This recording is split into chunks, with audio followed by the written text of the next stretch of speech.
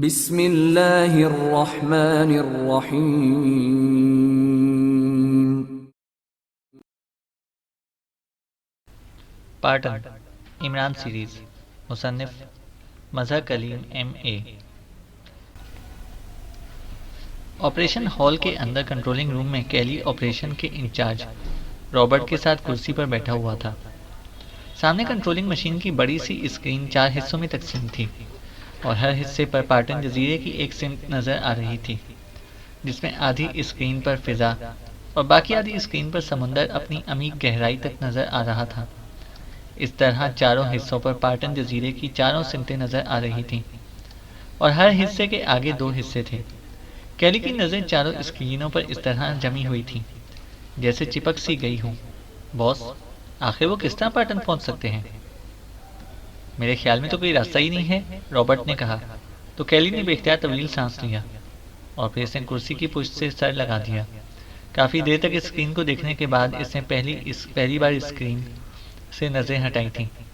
तुम्हें नहीं मालूम रॉबर्ट, ये लोग किस कदर ज़हीन और तेज़ तरार हैं। सवाकन जैसा ब्लैक एजेंट इनके हाथों मारा गया है। हालांकि एक्रीमिया में सवाकन को नाकाबिल शिकस्त समझा जाता था, कैली ने कहा। वो तो खुली जगह पर थे बॉस, लेकिन हम तो यहाँ पार्टन में हैं।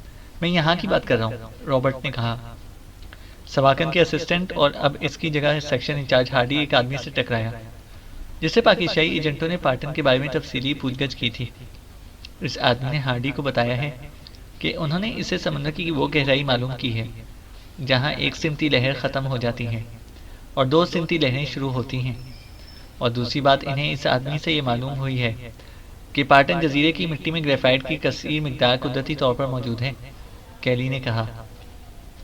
लेकिन इससे क्या होता है बॉस? मैं समझा नहीं, रॉबर्ट ने हैरत भरे लहजे में कहा।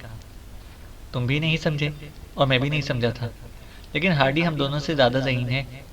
वो इनका मंसूबा समझ गया था और इसने जब इन दोनों बातों का तज्जिया करके मुझे बताया तो मैं इन पाकिस्तानी एजेंटों और हार्डी सबकी जहानत पर अशश कर उठा था। ये लोग वाकई वो कुछ सोचते हैं जो आम आदमी तो क्या, अच्छा खासा तजर्बाकार सीक्रेट एजेंट कभी सोच ही नहीं सकता, कैली ने कहा। वो क्या तज्जिया था बॉस? रॉबर्ट ने मुंह बनाते हुए कहा, क्योंकि वो कैली का नंबर 2 था जबकि कैली सवाकन के नंबर 2 की बरमला तारीफ कर रहा था। इसलिए से कैली के ये अल्फाज बेहद बुरे महसूस हुए थे। हार्डी ने जो तज्जिया किया है इसके मुताबिक ये लोग इंतहाई गहराई में काम आने वाले खुसूसी गोताखोरी के लिबास हासिल करके इस गहराई में तय कर टापू से पाटन जजीरे तक पहुंच सकते हैं। और ये बात बहरहाल तय है कि हमारे तमाम हिफाजती इंतजाम हत्ता कि शार्क्स, मछलियाँ वगैरह भी सब यकसिमती लहर की हद तक ही हैं। इसलिए हमारा कोई हिफाजती निज़ाम इन्हें इस अंदाज में पाटन पहुंचने से ना रोक सकेगा, कैली ने कहा। तो रॉबर्ट की आंखें हैरत से फटती चली गई। ओह ओह बॉस, वाकई ये जहानत की इंतहा है, वाकई, रॉबर्ट ने कहा। और अब दूसरी बात सुन लो। ग्रेफाइट क्योंकि यहाँ तमाम जजीरों की मिट्टी में कसीर मिकदार में शामिल है, इसलिए इस पूरे इलाके के बड़े वीरान जजीरों से ग्रेफाइट बाकायदा निकालकर फ़रोख्त की जाती है। और अब ये इस इलाके के लिए एक बड़े बिजनेस की सूरत इख्तियार कर गया है और यहाँ ग्रेफाइट में सुरंग लगाने वाली हर किस्म की मशीनरी आम मिलती है। इसलिए वो इस मशीनरी की मदद से समंदर की गहराई में जजीरे में सुरंग लगाकर प्रोजेक्ट में दाखिल हो जाएंगे और हमारी जजीरे के ऊपर बनाई गई रेड ब्लॉक्स की इतनी बड़ी दीवार और तमाम हिफाजती इंतजाम धरे के धरे रह जाएंगे, कैली ने कहा। लेकिन बॉस, ऐसी मशीनरी तो पानी में काम ही नहीं कर सकेगी, रॉबर्ट ने कहा। हाँ, तुम्हारी बात दुरुस्त है, इसलिए मैं मुतमईन हो गया था। लेकिन इस तरह वो ज़्यादा से ज़्यादा पाटन जजीरे तक पहुंच जाएंगे।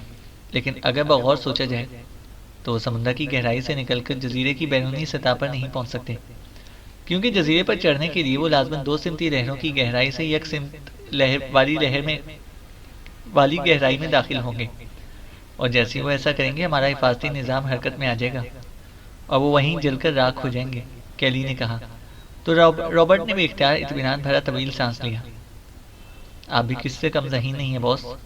आपने आखिरी बात ऐसी कही है कि आपकी जहानत का मुकाबला तो हार्डी और वो पाकिस्तानी एजेंट भी नहीं कर सकते, रॉबर्ट ने कहा। तो कैली भी इख्तियार मुस्कुरा दिया। शुक्रिया, लेकिन इसके बावजूद हमें हर तरह से मोहतात और अलर्ट रहना होगा, इसलिए मैं यहाँ मुस्तकिल तौर पर ड्यूटी देता रहूँगा, कैली ने कहा। बॉस, वो लोग टापू से अगर तैरकर भी यहाँ पहुँचे तो इन्हें अब तक पहुँच जाना चाहिए था, रॉबर्ट ने कहा। देखो, बहरहाल जब तक मिशन मुकम्मल ना हो जाए इस वक्त तक हमें बहरहाल मोहतात रहना होगा, कैली ने मुस्कुराते हुए कहा। और रॉबर्ट ने इस बात में सर हिला दिया। बॉस, आपने दो सिमती लहरों की बात करके मुझे हैरान कर दिया है। हमारी स्क्रीन पर तो दो सिमती लहरों की गहराई नजर ही नहीं आती। इसलिए अगर इस अंदाज में वो यहाँ पाटन पर पहुंचे तो हमें स्क्रीन को देखने के बावजूद कुछ नजर ना आ सकेगा, रॉबर्ट ने कहा। तुम्हारी बात दुरुस्त है, लेकिन जब वो पाटन पहुंचेंगे या अगर उन्होंने कोई सुरंग लगाई जो प्रोजेक्ट तक पहुंच गई तो हमें फौरन इत्तला हो जाएगी। फिर हम इनसे निपट लेंगे, कैली ने कहा। तो रॉबर्ट ने इस बात में सर हिला दिया। फिर वो तकरीबन आधे घंटे बाद अचानक कमरा तेज सीटी से की आवाज़ से गूंज उठा। तो वो दोनों बेइख्तियार उछल पड़े और इसके साथ ही रॉबर्ट ने बिजली की सी तेज़ी से मशीन के कई बटन ऑपरेट करना शुरू कर दिए। और इसके साथ ही स्क्रीन पर एक धमाके से मंजर उभर आया और इसके साथ ही कैली और रॉबर्ट दोनों बेइख्तियार उछलकर खड़े हो गए, क्योंकि स्क्रीन पर 5 अफराद गौताखोरी के अजीब से लिबास पहने चलते हुए साफ दिखाई दे रहे थे। ओह ओह, ये तो अंदरूनी एरिया है। ओह, ये कैसे मुमकिन हो गया? वेरी बैड, कैली ने इंतहाई तशवीश भरे लहजे में कहा। बॉस, अब क्या किया जाए? इन पर स्टॉक गैस फायर की जाए, वरना ये लोग तो इंतहाई खतरनाक हैं, रॉबर्ट ने वहशत भरे लहजे में कहा। हाँ हाँ, जल्दी करो, अभी ये स्टॉक गैस के एरिया में है, जल्दी करो, कैली ने कहा। तो रॉबर्ट ने तेजी से मशीन के मुख्तलिफ हिस्सों को ऑपरेट करना शुरू कर दिया। थोड़ी देर बाद स्क्रीन पर जिस जगह ये पांचों अफराद मौजूद थे वहां जमीन से यकलक सफेद रंग का धुआं सा निकलने लगा और वो सब धुएं में छुप गए। चंद लम्हों बाद जब धुआं छटा तो वो पांचों अफराद टेढ़े मेढ़े अंदाज में पड़े नजर आ रहे थे। ओह ओह, ये अभी से बेहोश हुए हैं, ये किसी भी वक्त होश में आ सकते हैं, इनकी फौरी हलाकत इंतहाई जरूरी है, कैली ने कहा। और इसके साथ ही इसने पास पड़े हुए फोन का रिसीवर उठाया और तेजी से नंबर प्रेस करना शुरू कर दिए। यस, SW1 बोल रहा हूँ। रास्ता कायम होते ही एक मर्दाना आवाज सुनाई थी। कैली बोल रहा हूँ, कैली ने जवाब दिया। यस बॉस, हुक्म, दूसरी तरफ से इंतहाई मुअद्दबाना लहजे में कहा गया। सरफेस पर जीप लेकर जाओ, अपने साथ 3 मुसल्लह अफराद भी लेकर जाना, और स्टॉक गैस एरिया में 5 अफराद बेहोश पड़े हुए हैं, इन्हें हलाक कर दो और इनकी लाशें चेक करके तुमने वापस आना है, कैली ने तेज तेज लहजे में कहा। सरफेस पर? उन्होंने अंदरूनी हिस्से में? ये कैसे मुमकिन है बॉस? दूसरी तरफ से इंतहाई हैरत भरे लहजे में कहा गया। नॉनसेंस, मुमकिन नामुमकिन बाद में पूछते रहना। इन लोगों को स्टॉक गैस से बेहोश किया गया है तो फौरन जीप लेकर जाओ और इन पर मशीन गनों का पूरा बर्स्ट मारकर फायर कर दो। फिर चेक करो कि वो जिंदा तो नहीं है। जब पूरी तसल्ली हो जाए तो फिर वापस आना, लेकिन इनकी लाशें साथ न लाना, इन्हें वहीं पड़े रहने देना, कैली ने गुस्से से चीखते हुए कहा। यस बॉस, लेकिन इसके लिए तो SW को खोलना पड़ेगा, जबकि आपके ने इसके खिलाफ ऑर्डर कर रखे हैं, दूसरी तरफ से कहा गया। अब मैं भी यही कह रहा हूँ कि SW यानी स्पेशल वे खोल लो, जिनके लिए सब इंतजाम किया गया था, इन्हीं को तो हलाक करने तुम जा रहे हो, कैली ने इंतहाई तेज लहजे में कहा। यस बॉस, दूसरी तरफ से कहा गया। तो कैली ने रिसीवर रख दिया।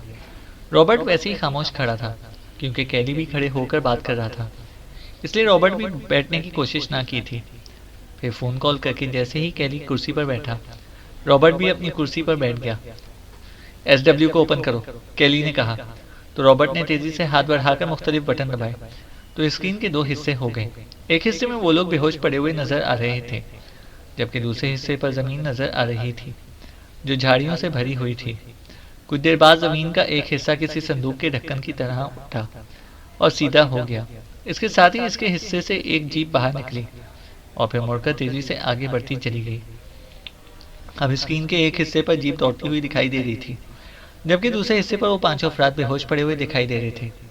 थोड़ी देर बाद जीप इन आदमियों से कुछ फासले पर पहुंचकर रुकी और 4 अफराद हाथों में मशीन गन उठाए नीचे उतरे। और फिर अभी उन्होंने मशीन गन सीधी की ही थी कि एकलक वो चारों उछलकर नीचे गिरे और तड़पने लगे। अरे अरे, क्या मतलब? ये क्या मतलब? कैली ने इंतहाई हैरत से चीखते हुए कहा। रॉबर्ट का चेहरा भी हैरत की शिद्दत से हवन्नकों के जैसा नजर आ रहा था। ओह ओह, ये बेहोश नहीं हुए थे। वेरी बैड, कैली ने कहा। रॉबर्ट की आंखें भी फैली हुई थीं। इसका चेहरा बता रहा था कि ये सारी बातें इसके जहन में किसी तरह भी एडजस्ट हो ही नहीं रही। इसी लम्हे एक आदमी उठकर आगे बढ़ा और इसने झुककर एक आदमी को उठाकर जीप के साथ दबाया और दूसरा हाथ इसने इसकी गर्दन पर रख दिया। ओह ओह, ये तो SW1 से पूछगिछ कर रहा है। आवाज ऑन करो जल्दी, कैली ने कहा। तो रॉबर्ट ने मशीन को ऑपरेट करना शुरू किया ही था कि वो आदमी पीछे हट गया और SW1 का जिस्म ढलक कर नीचे जमीन पर गिर गया। इसके साथ ही इन लोगों ने वो अजीब से लिबास उतारना शुरू कर दिए और फिर वो सब जीप पर सवार हो गए। ओह ओह, SW ऑफ कर दो, जल्दी करो, कैली ने चीखते हुए कहा। तो रॉबर्ट तेजी से हरकत में आ गया और दूसरे लम्हे स्क्रीन पर नजर आने वाला जमीन से उठा हुआ तख्ता वापस जमीन से जा लगा और वहां खाली और बज़ाहिर सीधी जमीन थी। बॉस, अब क्या करना है? रॉबर्ट ने पहली बार बोलते हुए कहा। हमने इन्हें हलाक करना है, हर सूरत में, हर कीमत पर, कैरी ने जवाब दिया। बॉस, अगर इनकी जीप रेडी एरिया से गुजरे तो इन्हें रेस से ब्लास्ट किया जा सकता है, रॉबर्ट ने कहा। अरे हाँ, वाकई, बहरहाल देखो कि क्या होता है, कैली ने कहा। एक बार फिर वो दोनों कुर्सियों पर बैठ चुके थे। अब स्क्रीन पर जीप तेजी से दौड़ती हुई नजर आ रही थी और फिर वो इस हिस्से पर से गुजर गई जहाँ से SW ओपन हुआ था। फिर आगे जाकर जब दीवार नजर आने लगी तो जीप मुड़ गई और एक बार फिर दौड़ने लगी। बॉस, ये रेड एरिया की तरफ जा रहे हैं, रॉबर्ट ने चौंक कर कहा। हाँ, तैयार रहो, रेस से ब्लास्ट कर दो इन्हें, कैली ने कहा। तो रॉबर्ट उठकर दौड़ता हुआ कंट्रोलिंग रूम से बाहर निकल गया जबकि कैली वैसे ही कुर्सी पर बैठा रहा। अलबत्ता इसकी नज़रें मुसलसल स्क्रीन पर इस तरह जमी हुई थी जैसे लोहा मकनातीस से चिपक जाता है। स्क्रीन पर जीप तेजी से दौड़ती हुई नजर आ रही थी और जैसे जैसे जीप आगे बढ़ती जा रही थी कैली के चेहरे पर सनसनी के तासुरात फैलते चले जा रहे थे। फिर अचानक जीप एक जगह पहुंची तो कैली एक झटके से उठ खड़ा हुआ। इसके साथ ही अकलक जीप के नीचे जमीन से सुर्ख रंग की छांव का एक धारा सा निकला और इसके साथ ही जीप हवा में इस तरह बुलंद हो गई जैसे भारी जिस्म का परिंदा दौड़कर स्टार्ट लेता है और फिर अचानक फिजा में बुलंद होता चला जाता है। इस तरह जीप भी अचानक फिजा में बुलंद हुई। इसकी रफ्तार इस कदर तेज थी कि जैसे तोप के दहाने से निकलने वाला गोला तेजी से अपने टारगेट की तरफ बढ़ता है और फिर कुछ फासले पर जाकर वो यकलख्त नीचे की तरफ झुकी और फिर इंजन के बल वो एक खौफनाक धमाके से जमीन से टकराई और फिर उलट कर नीचे गिरी और न जाने कितनी कलाबाजियां खाने के बाद वो जाकर रुक गई। अभी से रुके हुए चंद लम्हे भी गुजरे ना थे कि यकलख जीप के अंदर एक खौफनाक धमाका हुआ और इसके साथ ही जीप के पुर्जे दूर दूर तक बिखरते चले गए और इसमें आग लग गई और जीप का हर पुर्जा इस तरह जलने लगा जैसे वो किसी धात की बजाय पेट्रोल से बना हुआ हो। इसलिए मैं रॉबर्ट वापस आ गया। बॉस, रेस ब्लास्ट ने आखिर इनका खात्मा कर ही दिया है, इनके जिस्मों के पुर्जे उड़ गए होंगे, रॉबर्ट ने अंदर दाखिल होते ही इंतहाई मुस्तरद भरे लहजे में कहा। हाँ, अब इनके बच जाने का कोई इम्कान बाकी नहीं रहा, लेकिन हमें चेकिंग बहरहाल फिर भी करना होगी ताकि हतमी तौर पर ब्लैक एजेंसी के चीफ को इनकी मौत की इत्तला दे सकें, कैली ने भी मुस्तरद भरे लहजे में कहा। SW सेक्शन के चारों आदमी तो पहले ही हलाक हो चुके हैं, अब स्पेशल सिक्योरिटी के लोग भेजने पड़ेंगे, रॉबर्ट ने कहा। तो कैली ने इस बात में सर हिला दिया और फिर साइड तपाई पर पड़े हुए फोन का रिसीवर उठाकर इसने एक के बाद दीगे कई नंबर प्रेस करना शुरू कर दिए। इमरान का जहन एक खौफनाक धमाके से यकलख्त इस तरह रोशन हो गया जैसे बल्ब जलने से पूरा कमरा यकलख्त रोशन हो जाता है, लेकिन इसके साथ ही इसे यूं महसूस हुआ जैसे इसके पूरे जिस्म में दर्द की तेज लहरें इस तरह दौड़ रही हों जैसे समुद्र में जवार भाटा के वक्त लहरें एक दूसरे के पीछे इंतहाई तेज रफ्तारी से दौड़ती हैं। ये दर्द इस कदर तेज था कि इसके मुंह से बेअख्तियार कराहती निकल गई और इसके साथ ही इसके जहन में वो सीन भी घूम गया जब अचानक जीप हवा में उछली थी और फिर एक धमाके से इसके हवास तारीकी में डूबते चले गए थे और फिर इसी तरह एक खौफनाक धमाके से इसके हवास वापस लौट आए थे, लेकिन इसके साथ ही दर्द की तेज लहरें भी सर से लेकर पाँव के अंगूठे तक दौड़ रही थी। इमरान ने उठने की कोशिश की तो इसे महसूस हुआ कि इसका जिस्म इसका पूरी तरह साथ नहीं दे रहा, लेकिन इसने कोशिश की और फिर चंद लम्हों बाद वो उठकर बैठने में कामयाब हो गया। इसके साथ ही इसने देखा कि इसके जिस्म पर मौजूद लिबास काफ़ी जगहों से फट गया है। इसका बायां बाजू भी बेहसो हरकत हो रहा था और जिस्म पर जगह जगह खून सा फैला हुआ दिखाई दे रहा था। अपनी हालत देखकर इमरान के जहन में धमाके से होने लग गए कि शायद इसका बायां बाजू और जिस्म की कुछ हड्डियां टूट गई हैं या इन पर क्रैक आ गया है। इसे होंठ फेंचे और फिर अपने जिस्म को समेट कर उठने की कोशिश की तो बेख्तियार बाएं पहलू पर गिर गया क्योंकि इसका बायां बाजू बेहसो हरकत हो रहा था, इसलिए वो अपने जिस्म को मुतवाजिन ना कर सका था। लेकिन जैसे वो बाएं पहलू पर नीचे गिरा इसके बाएं बाजू को जोरदार झटका लगा और इसके साथ ही दर्द की तेज लहर सी बाजू में दौड़ती चली गई और इमरान एक झटके से उठकर सीधा होकर बैठ गया। इसके इस पहलू पर इस तरह गिरने से इसका बायां बाजू भी हरकत करने लग गया था और इस बार इसने उठने की कोशिश की और आखिरकार वो उठकर खड़ा होने में इस बार कामयाब हो गया, लेकिन दूसरे लम्हे वो एक बार फिर उठखड़ाकर नीचे गिरा लेकिन फिर वो उठकर बैठ गया। इसके जहन में होने वाले धमाकों की शिद्दत और जिस्म में दौड़ने वाली दर्द की तेज लहरों में अब काफ़ी कमी आ गई थी। और इसे सबसे ज़्यादा खुशी इस बात पर महसूस हो रही थी कि इसका जिस्म सही सलामत है और कोई हड्डी ना टूटी है और ना ही इसमें क्रैक आया है। वो एक बार फिर उठकर खड़ा हो गया। इसका जिस्म एक बार फिर लुढ़खुड़ाया, लेकिन इस बार इसने अपने आप को संभाल लिया और इसके साथ ही इसने वहाँ कुछ फासले पर पड़े हुए अपने साथियों को देखा। वो मुख्तलिफ हालतों में एक दूसरे से कुछ फासले पर पड़े हुए थे। इसे जीप के जलते हुए पुर्जे भी साफ नजर आ रहे थे और इसके साथ ही अपने बच जाने की वजह भी इसे समझ आ गई कि जहाँ वो लोग जीप के अंदर हवा में उछले और कलाबाजी खाकर वापस गिरने के दौरान वो जीप से निकलकर गिरे थे, इस पूरे इलाके में झाड़ियों की कसरत थी। और ये झाड़ियाँ ना सिर्फ काफ़ी घनी थीं, बल्कि साख्त के लिहाज से इनमें काफ़ी लचक भी थी।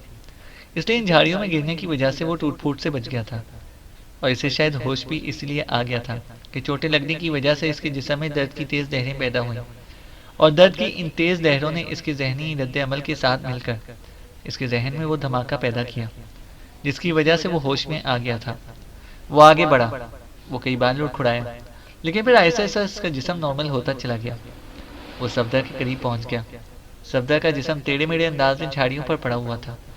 इसका लिबास भी कई जगह से फट गया था और इसके जिस्म पर भी खून के धब्बे थे, बल्कि इसका चेहरा भी खून आलूद हो रहा था। शायद झाड़ियों की रगड़ की वजह से ऐसा हुआ था। इमरान ने आगे बढ़कर अपने साथियों को भी चेक किया और ये देखकर इसे हकीकतन इत्मीनान हुआ कि वो सब जख्मी जरूर थे, लेकिन बहरहाल ना सिर्फ जिंदा थे बल्कि बड़ी टूट फूट से भी महफूज थे। वो सबसे आखिर में तनवीर के पास पहुंचा। इसे झुककर तनवीर का नाक और मुंह दोनों हाथों से बंद कर दिया, लेकिन अभी इसे ऐसा किए एक लम्हा ही गुजरा था कि इसके कानों में दूर से ऐसी सीटी की आवाज़ें सुनाई थी जैसे कुछ अफराद झाड़ियों में चल रहे हों। झाड़ियों में चलने की वजह से इनके दबने से मखसूस चरचराहट की आवाज़ें भी सुनाई दे रही थी। वो तेज़ी से सीधा होकर खड़ा हुआ ही था कि इसके साथ ही वो तेज़ी से नीचे गिर गया, क्योंकि इसे काफ़ी फासले पर ज़मीन के एक हिस्से को किसी संदूक की तरह तख्ते की तरह ऊपर को उठते हुए देख लिया था और जिस चरचराहट के को वो कदमों की आवाज़ समझा था वो इसी तख्ते के ऊपर उठने की वजह से पैदा हो रही थी। इमरान इसे देखकर ही समझ गया कि ज़मीन प्रोजेक्ट का बैरूनी रास्ता खोला जा रहा है। जाहिर है वो या तो इनकी लाशें उठाने आ रहे होंगे या पहले की तरह इन्हें हलाक करने, और इमरान इसलिए नीचे गिर गया था कि उन्होंने इमरान को खड़े देख लिया तो वो समझ जाएंगे कि इमरान और इसके साथी ना सिर्फ जिंदा हैं बल्कि होश में भी हैं। इसलिए वो दूर ही से कोई मिसाइल या बम फायर कर सकते थे, जबकि इमरान के नीचे गिरने की वजह से वो इत्मीनान भरे अंदाज में करीब आएंगे और इस तरह इन पर काबू पा लेने में भी काफ़ी आसानी होगी। इमरान का चेहरा इसी तरफ था जिधर वो तख्ता था और फिर इमरान को 4 आदमी हाथों में मशीन गन उठाए इस तख्ते वाली जगह से बाहर आते दिखाई दिए। तो इमरान ने बिजली की सी तेज़ी से अपना हाथ जेब में डाला। इसे मशीन पिस्टल की तलाश थी, लेकिन जेब खाली थी और वो अभी बहरहाल ज़्यादा तेज़ हरकत ना करना चाहता था, इसलिए वो होंठ भींच कर पड़ा रहा। वो चारों आदमी तेज़ से इस कदम उठाते उसके करीब पहुंचे और फिर इनमें से 3 कुछ फासले पर रुक गए, जबकि एक आदमी तेज़ी से जूलिया की तरफ बढ़ा जो इनके करीब मौजूद थी। ये जिंदा है विल्सन, अलबत्ता बेहोश है, इस आदमी ने जूलिया पर झुककर इसे चेक करते हुए कहा और फिर सीधा हो गया। बाकियों को भी चेक करो, फिर इन्हें इकट्ठा करके फायर खोलेंगे, इन तीनों आदमियों में से एक ने कहा। तो इमरान बेख्तियार मुस्कुरा दिया। कुदरत इसकी मदद कर रही थी कि इसने विल्सन के जहन में ये बात डाल दी थी कि वो चौंके बिखरे हुए पड़े हैं, इसलिए इन पर अलग-अलग फायरिंग करने की बजाय इन्हें इकट्ठा करके फायरिंग की जाए। हालांकि इसे ऐसा करने की ज़रूरत ना थी, लेकिन जाहिर है कि जब कुदरत किसी की मदद करे तो फिर ऐसी सोच दुश्मनों के जहनों में खुद ब खुद आ जाती है। वो आदमी जूलिया के बाद सफदर की तरफ बढ़ा और फिर सफदर के जिंदा होने और बेहोश होने का ऐलान करने के बाद इसने कैप्टन शकील को चेक किया और फिर वो इमरान और तनवीर की तरफ बढ़ा और इमरान का जिस्म एक्शन में आने के लिए तैयार हो गया, क्योंकि ये लोग किसी भी वक्त इरादा तब्दील कर सकते थे, इसलिए वो कोई रिस्क ना लेना चाहता था। इस आदमी ने एक हाथ में मशीन गन पकड़ी हुई थी, जबकि दूसरे हाथ से वो चेकिंग कर रहा था। और फिर जैसे ही वो इमरान के करीब पहुंचा, इमरान अचानक अपनी जगह से उछला और दूसरे लम्हे वो आदमी चीखता हुआ उछलकर एक साइड पर जा गिरा और इसके साथ ही फिजा मशीन गन की रेट के साथ ही इंसानी चीखों से गूंज उठी। इमरान ने एक हाथ इस आदमी के सीने पर मारकर इस मखसूस अंदाज में एक तरफ उछाल दिया था, जबकि दूसरे हाथ से इसने इस आदमी के हाथ में पकड़ी हुई मशीन गन झपट ली थी और मशीन गन झपटते ही वो बिजली से भी ज़्यादा तेज़ रफ्तारी से मुड़ा था और नतीजा ये कि सामने खड़े हुए तीनों अफराद संभल ना सके और मशीन गन की गोलियां बारिश की तरह इनके जिस्मों में उतरती चली गईं और वो चीखें मार कर नीचे गिर गए। इसके साथ ही इमरान तेजी से मुड़ा और इसके साथ ही मशीन गन का रुख इस आदमी की तरफ कर दिया जो अब उठकर खड़ा होने की कोशिश कर रहा था। खबरदार, दोनों हाथ ऊपर उठा लो वरना, इमरान ने गुर्राते हुए कहा। तो इस आदमी ने बेख्तियार दोनों हाथ सर पर रखे और फिर वो उठकर खड़ा हो गया। लेकिन दूसरे लम्हे जिस तरह बंद स्प्रिंग खुलता है, इस तरह इस आदमी ने बड़े माहिराना अंदाज में इमरान पर हमला कर दिया। लेकिन इमरान ना सिर्फ तेजी से एक साइड पर हट गया, बल्कि इसका एक बाजू भी हरकत में आया और वो आदमी चीखता हुआ इस तरह हवा में उछला जैसे बच्चे गुब्बारे को जोर से हाथ मारकर हवा में उछाल देते हैं। और फिर वो आदमी धमाके से नीचे गिरा ही था कि इमरान की लात हरकत में आई और इस आदमी की कनपट्टी पर पड़ने वाली भरपूर अंदाज की एक ही ज़रब ने उसे दुनिया व माफिया से बेगाना कर दिया। एक ही ज़रब ने इसे बेहोश कर दिया था। इमरान तेजी से मुड़ा और इसने इस तरफ देखा जिधर वो तख्ता ऊपर को उठा था और इसी लम्हे एक बार फिर चरचराहट की आवाज़ें सुनाई देने लगी और वो तख्ता तेजी से नीचे जाने लगा। इमरान होंठ भींचे खामोश खड़ा रहा क्योंकि इसके साथी अभी तक बेहोश और जख्मी पड़े हुए थे और फासला भी इतना था कि वो दौड़कर भी वहां तक ना पहुंच सकता था, इसलिए वो खामोश खड़ा था। जब तख्ता जमीन के साथ मिल गया तो इमरान तेजी से मुड़ा और इसने झुककर तनवीर का नाक और मुंह दोनों हाथों से बंद कर दिया। चंद लम्हों बाद तनवीर के जिस्म में हरकत के तासुरात नमूदार हुए तो इसने हाथ हटाए और तेजी से मुड़कर कैप्टन शकील की तरफ बढ़ गया। फिर कैप्टन शकील के बाद इसने यही कार्रवाई सफदर और जूलिया के साथ दोहराई। इसी लम्हे तनवीर कर रहा था हुआ होश में आ गया, लेकिन इमरान की तरफ मुतवज्जा होने की बजाय इस आदमी की तरफ बढ़ गया जिसे उसने कनपट्टी पर ज़रब लगाकर बेहोश कर दिया। इसने झुककर इस आदमी का नाक और मुंह दोनों हाथों से बंद कर दिया। चंद लम्हों बाद जब इस आदमी के जिस्म में हरकत के तासुरात नमूदार होने लगे तो इसने हाथ हटाया और सीधा खड़ा हो गया। थोड़ी देर बाद इस आदमी ने आंखें खोली और इसके साथ ही इसका जिस्म उठने के लिए लाशोरी तौर पर सिमटने लगा कि इमरान ने इसकी गर्दन पर पैर रखकर इसे मखसूस अंदाज में मोड़ दिया। तो इस आदमी का सिमटता हुआ जिस्म तेजी से सीधा हुआ और इसका चेहरा मस्क होता चला गया और मुंह से खड़खड़ाहट की तेज आवाजें निकलने लगी। तो इमरान ने पैर को थोड़ा सा वापस मोड़ा। क्या नाम है तुम्हारा, बोलो, इमरान ने गुर्राते हुए लहजे में कहा। इमरान के बाकी साथी होश में आ चुके थे और उठकर बैठ गए थे, लेकिन इमरान इनकी तरफ मुतवज्जा ही ना हुआ था।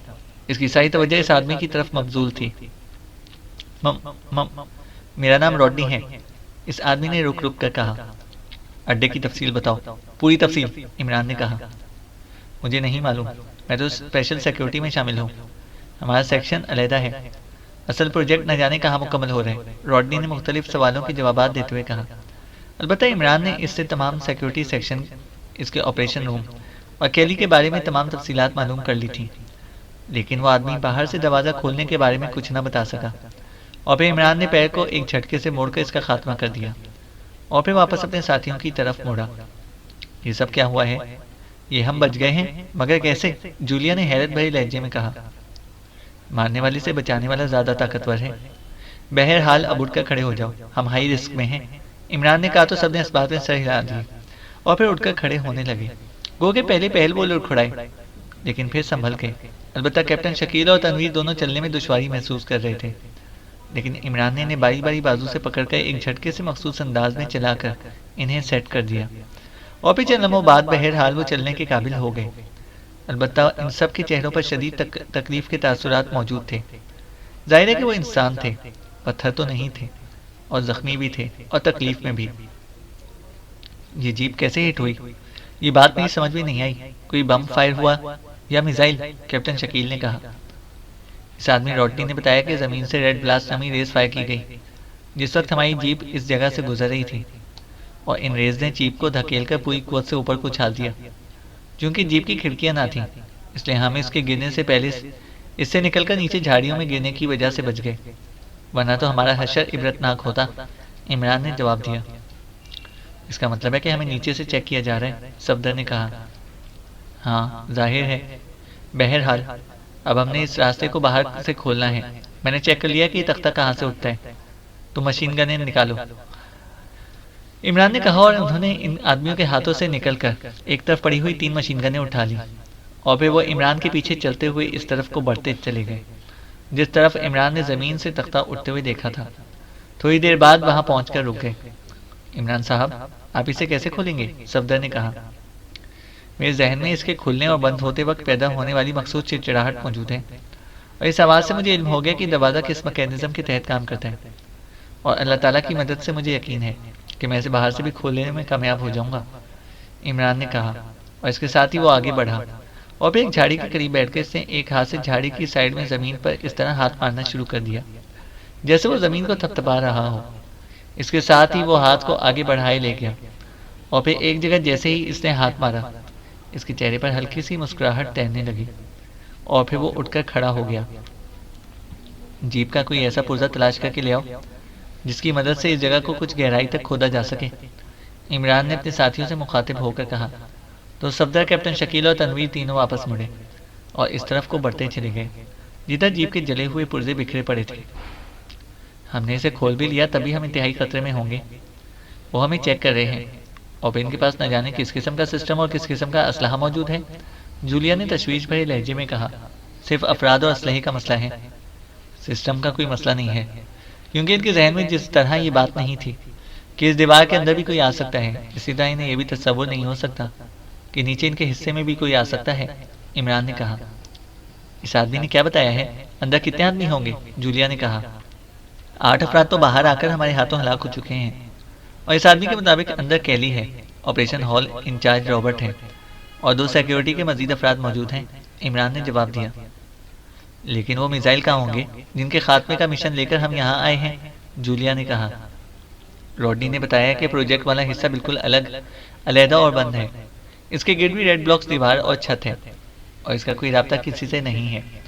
वो जब इन मिसाइलों को पूरी तरह एडजस्ट कर लेंगे तो फिर ट्रांसमीटर पर कैली से रब्ता करके वो तमाम साइंसी हिफाजती निज़ाम ऑफ कराकर इस हिस्से को खोलेंगे और फिर मिसाइल फायर करेंगे, इमरान ने कहा। तो फिर हम इन्हें कैसे तबाह करेंगे, जूलिया ने तशवीश भरे लहजे में कहा।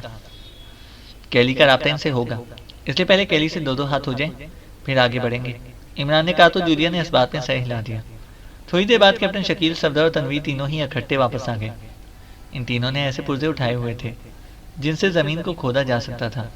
इमरान ने तनवीर के हाथ में मौजूद इस पुर्जे को लिया और फिर ज़मीन पर बैठकर इसने पुर्जे की मदद से ज़मीन को खोदना शुरू कर दिया। लेकिन चूंकि ज़मीन में ग्रेफाइट की काफ़ी मिकदार मौजूद थी, इसलिए इनका खोदना काफ़ी मुश्किल हो रहा था। इमरान साहब, वो मशीन ले आए सुरंग लगाने वाली, सफदर ने कहा। नहीं, वो न जाने यहाँ से कितनी दूर होगी और रास्ते में न जाने कितने ऐसे स्पॉट होंगे जिनसे रेस निकल सकती हो। ऐसा ना हो कि जीप की तरह हम भी हवा में उड़ते हुए नजर आए, इमरान ने जवाब दिया। जबान के साथ साथ इसका हाथ भी तेजी से चल रहा था और फिर काफ़ी देर की कोशिश के बाद वो काफ़ी गहराई तक ज़मीन खोदने में कामयाब हो गया और फिर अचानक इसने हाथ रोक लिया क्योंकि अब ज़मीन में दबा हुआ स्याह रंग का एक छोटा सा डब्बा नजर आने लग गया था। इमरान ने वो पुर्जा जिससे ज़मीन खोद रहा था एक तरफ फेंका और खुद उठकर खड़ा हो गया। इसके साथ ही ज़मीन पर रखी हुई मशीन गन उठाई। इसकी नाल का रुख इसने इस डब्बे की तरफ करके ट्रैगर दबा दिया। इसके हाथ को झटका सा लगा और इसके साथ ही डब्बे के पुर्जे बिखर गए और इससे कई रंग की तारें बाहर को निकल आईं। ये तारें टेप के साथ जुड़ी हुई थीं। इमरान ने इनके जोड़ खोले और फिर मुख्तलिफ तारों को वो एक दूसरे के साथ जोड़कर चेक करता रहा और फिर अचानक सुर्ख रंग की तार सब्ज रंग की तार से जुड़ी तो चिड़चिड़ाहट की तेज आवाज़ ज़मीन से निकली और इमरान तेजी से पीछे हटा तो चंद कदम पर ज़मीन का तख्ता खुद ब खुद ऊपर को उठता चला गया। अब एक सड़क नुमा रास्ता नीचे गहराई में साफ जाता दिखाई दे रहा था। आओ, लेकिन मोहतात रहना, हम पर किसी भी वक्त हमला हो सकता है, इमरान ने आगे बढ़ते हुए कहा। किस किस्म का हमला, सफदर ने कहा। बारूदी असलहे से हमला, इमरान ने जवाब दिया। तो सफदर ने इस बात में सर हिला दिया। ये सड़क आगे बढ़कर घूम गई थी। इमरान और इसके साथी इस तरफ को बढ़े चले जा रहे थे कि अचानक इमरान ने हाथ उठाकर इन्हें मखसूस इशारा किया तो इसके साथी तेजी से दीवार के साथ लग गए, जबकि इमरान इसी तरह चलता हुआ आगे बढ़ता चला गया। फिर मोड़ के करीब पहुंचकर इमरान यकलख्त रुक गया और इसके साथ ही इसके हाथ में पकड़ी हुई मशीन गन की मखसूस तड़तड़ाहट गूंजी और 2 इंसानी चीखें मोड़ की दूसरी तरफ से सुनाई दी। तो इमरान बिजली की सी तेजी से उछलकर आगे बढ़ा। इसके साथी भी इसकी तरफ को दौड़ पड़े। ये एक राहदारी थी जिससे आगे एक और मोड़ था और फिर जैसे इमरान मोड़ पर पहुंचा, अचानक इसकी रफ्तार आहिस्ता हो गई और इसके साथ ही इसने हाथ उठाकर एक बार फिर मखसूस इशारा किया तो इसके साथी भी आहिस्ता आहिस्ता हो गए। इसी लम्हे यकलख्त मोड़ की तरफ से सफ़ेद रंग का धुआं सा राहदारी में फैलने लगा। सांस रोककर आगे बढ़ो, इमरान ने आहिस्ता से कहा। और इसके साथ ही इसने सांस रोका और धुएं में छलांग लगा दी। लेकिन दूसरे लम्हे तड़तड़ाहट की आवाज़ के साथ इसे यूं महसूस हुआ जैसे इसके जिस्म में काफ़ी तादाद में गर्म सलाखें उतरती चली गई हैं। वो एक धमाके से नीचे गिरा और बेख्तियार इसने सांस लिया कि इसका जहन तारीकी में डूबता चला गया। और इमरान को भी यही एहसास हो गया था कि इस बार शायद तारीकी दोबारा रोशनी में तब्दील ना हो सके। चैनल को सब्सक्राइब करें और बेल आइकन को प्रेस करें ताकि हमारी हर अपडेट आपको बर वक्त मिल सके।